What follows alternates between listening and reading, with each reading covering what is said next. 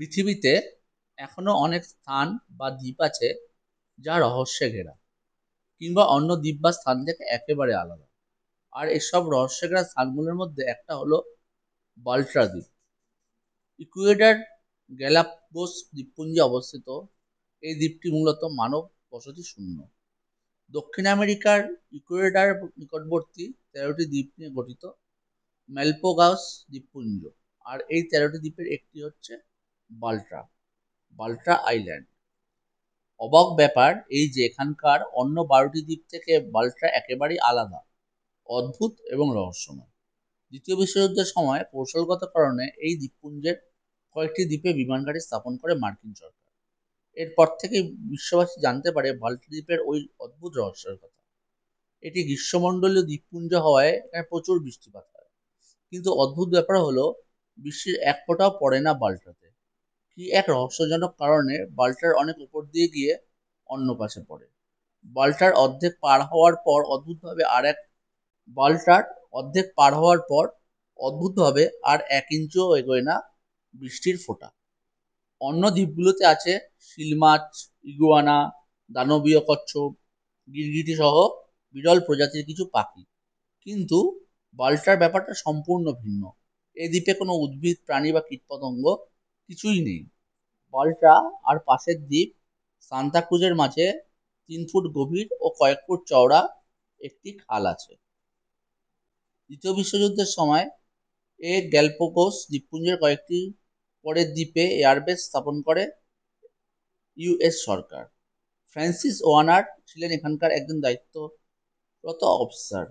এই দ্বীপপুঞ্জে থাকাকালীন অদ্ভুত সব ঘটনা তার অভিজ্ঞতার মুখোমুখি হন তিনি, যেগুলো পরবর্তী সময়ে বিভিন্ন পত্রপত্রিকায় প্রকাশিত হলে রীতিমতো বিস্ময়ের ঝড় ওঠে।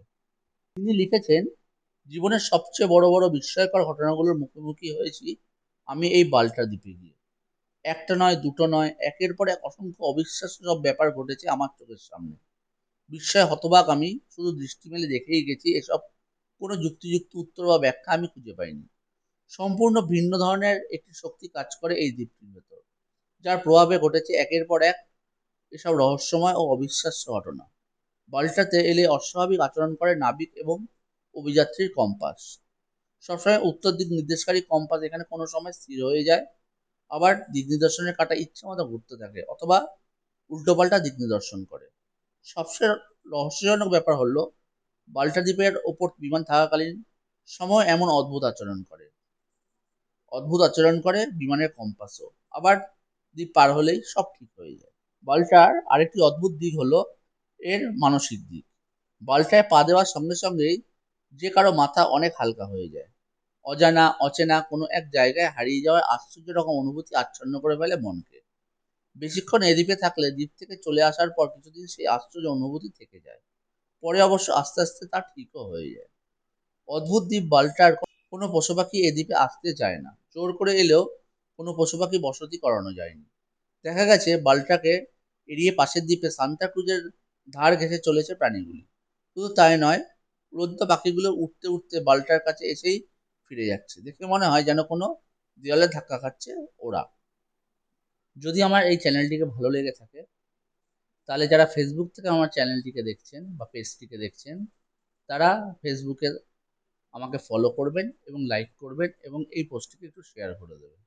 আর যারা ইউটিউব থেকে দেখছেন, তারা অবশ্যই দয়া করে আমার চ্যানেলটিকে সাবস্ক্রাইব করবেন এবং লাইক করবেন, এবং কেমন লাগলো তা অবশ্যই কমেন্ট বক্সে জানাবেন। ধন্যবাদ বন্ধুরা।